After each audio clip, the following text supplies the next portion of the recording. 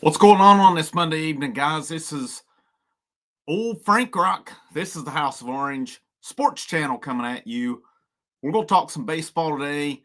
Last week, Perfect Game released their top 25 of the season. Tennessee come in fifth on that. D1 Baseball released theirs today. Tennessee's coming in at fourth on this one. I think that's going to be your consensus, as Tennessee's going to be around that fifth position. I could see some probably rating them a little lower. I could see some rating them a little higher, actually, as they have Texas A&M 1, Virginia 2, LSU 3, Tennessee 4, Arkansas 5.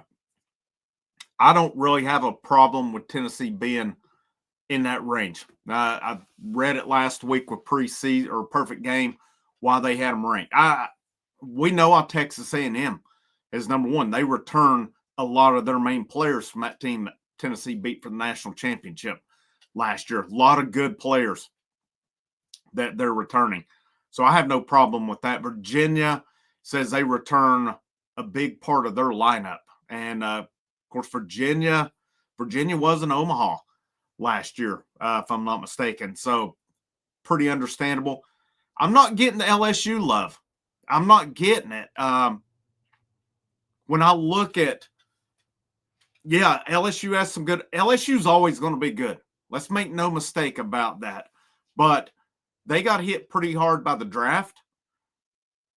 Yeah, they have some good players coming back. They're always going to have some good players coming back. I don't know that they went out and added, though, that Paul Skeens, that Tommy Tanks to the lineup like they did a couple years ago that really made them so good.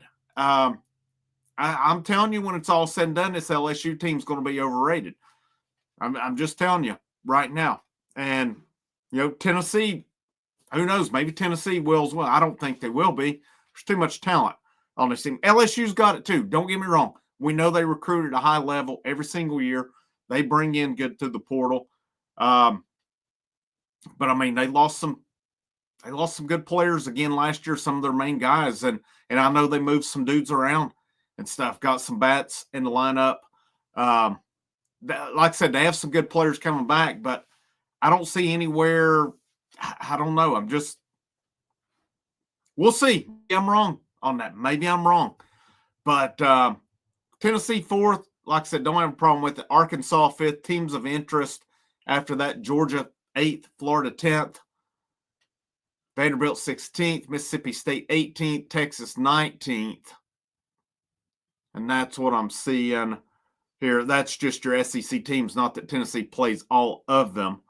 I mean, it's predominantly SEC, ACC. Those two have really gotten out to the forefront as being the top two conferences for baseball right now. The whole top 10, you got Oregon State, who's the outlier. And Oregon State's been good for years in baseball. But you got A&M, Virginia, LSU, Tennessee, Arkansas, North Carolina 6th, then Oregon State, Georgia, Florida State 9th, Florida 10th, Duke 11th, Oregon, NC State, Wake Forest, Clemson, Vandy, Oklahoma State, Mississippi State, Texas, Dallas Baptist, Arizona, UC Santa Barbara, TCU, Nebraska, and Troy. Rounds it out right now. And let's see, Tennessee played Troy. Let's see, what was it? Back in the fall, actually. Let me see where that. I'm trying to remember which game this was. It was they played in Chattanooga and in Jackson. I know they played. I can't remember which one it was, but Tennessee did play them, of course, in the preseason back in the fall.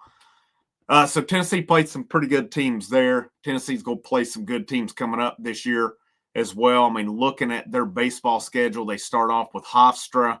That's the weekend of Valentine's Day. And again, what better way to steal your heart than Tennessee baseball? Coming out, you got Hofstra, Sanford. Tennessee does play Oklahoma State and Arizona in Houston, February 28th, March 1st, March 2nd. They play Rice as well. Let me look back here. Rice is not ranked. Rice has had some historically pretty good baseball teams as well. Oklahoma State, Arizona, are ranked as you go on down. Of course, Florida is the opening SEC series. You got Alabama, South Carolina. South Carolina's not ranked. They've got a new regime. Their A&M comes to Knoxville April 4th, 5th, and 6th. That should be a lot of fun. At Ole Miss, can Ole Miss bounce back this year after, the year they won the national championship, Ole Miss, they were essentially the last team to get in. And then they got hot and won the championship. They've not really done much since that. Kentucky comes to Knoxville. Kentucky is not ranked according to D1 baseball. And Kentucky, of course, made it to the College World Series last year. LSU in Baton Rouge, April 25th through 27th. That should be a lot of fun. You got Auburn. You got Vanderbilt at home. Tennessee finishes out the season at Arkansas. So that should be pretty interesting as well. And looking back over their schedule last year, I know there was some – trying to think here. Yeah, this is not the 20 – oh, here we go. So Tennessee's got a little change in schedule this year. They don't play Georgia. They do play Auburn again. So Tennessee swept LSU last year, and then they beat them in the SEC championship as well. So Tennessee, they return it going down to LSU. Tennessee does not play Missouri. It's pretty much the same other than that. It's pretty much the same. They changed just a little bit on the schedule, but not anything drastic on it. Picking up A&M for that weekend series. It's pretty cool. Again, you'll get to find out what they're made of on that weekend. But this Tennessee team, to me, what's the questions? We're going to start our preview this week on this team. I can rattle this off pretty quick for you. Pitchers, I'm looking at Doyle, Snead, Coons, weekend starters. That's what I'm looking at. Midweek, I think it'll be one of those freshmen coming in. Catcher, I think we're looking at Cannon Peebles, but I can tell you this now. If Cannon Peebles struggles like he did last year, a guy like a Stone Lawless will take that job and not look back. He's very talented. Stone Lawless can play some different places as well, some first base. Of course, DA, anybody can DH on it. Could he play some outfield? I can't remember if they worked him there. I don't remember them working him there. I know they worked Levi Clark in the outfield some. But, they have an arsenal back here just developing some guys, a Levi Clark, a Brooks Wright, who had a big fall as well. So there's lots of talent at that catching position. Alex Perry looks to be the first baseman, and I've been told from a pretty good source that Alex Perry's the real deal, that he's going to surprise people. He didn't play last year. Tony Vitello mentioned him some, and I mentioned it on some of the videos. Alex Perry come in from JUCO as a middle infielder. He's shifting over to first base now. You got to factor in Alex Perry, Dalton Bargo, a Levi Clark, a Stone Lawless. They have a lot of options there, but I think Alex Perry, at least out of the gate, will be your main guy. The thing of it is, if a guy does not produce, there's going to be somebody behind him to get it done. Gavin Keelan looks to me to be the second baseman. Dean Curley short, Andrew Fisher third base. I think Keelan and Fisher are transferring in from Louisville and Ole Miss respectively. I think both of them being left-handed, playing in Lindsey Nelson Stadium, I think they're going to have monster years down here. Who's the wild card here? It's Ariel Antigua. Where does he factor in?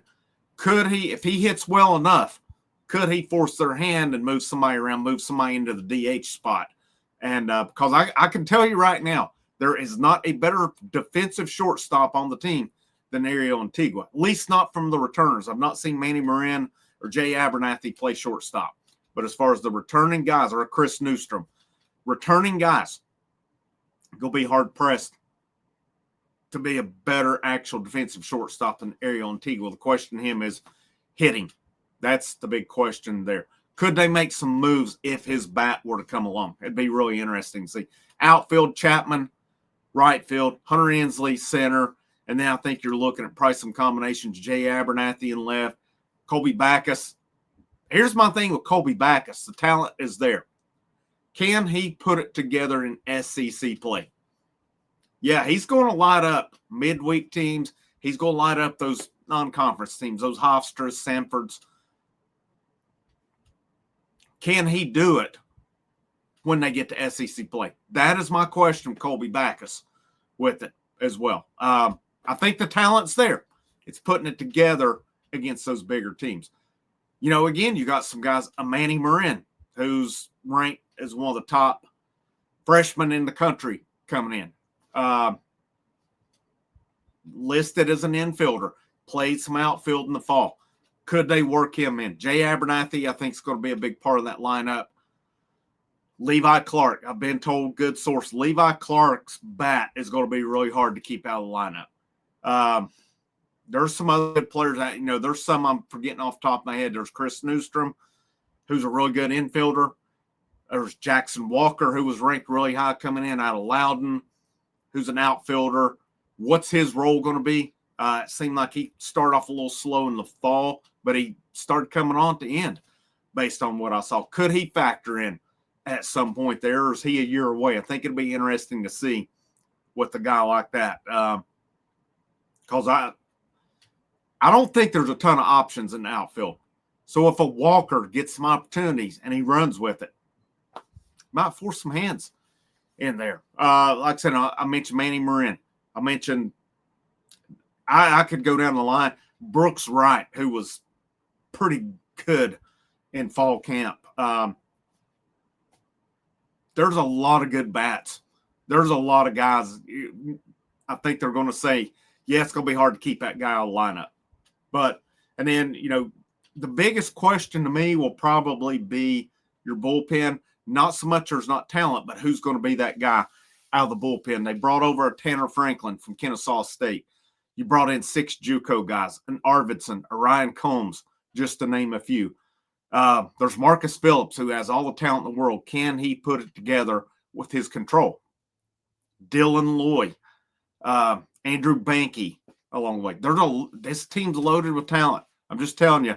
And I don't think there's going to be any trouble scoring runs. This coaching staff is not one bit worried about scoring runs this year. This team will be in it till the end. Mark it down on it. It's just a question of, we know I think we have our known guys who will step up. The question is, who's the unknowns that you get every year that, yeah, this dude has potential.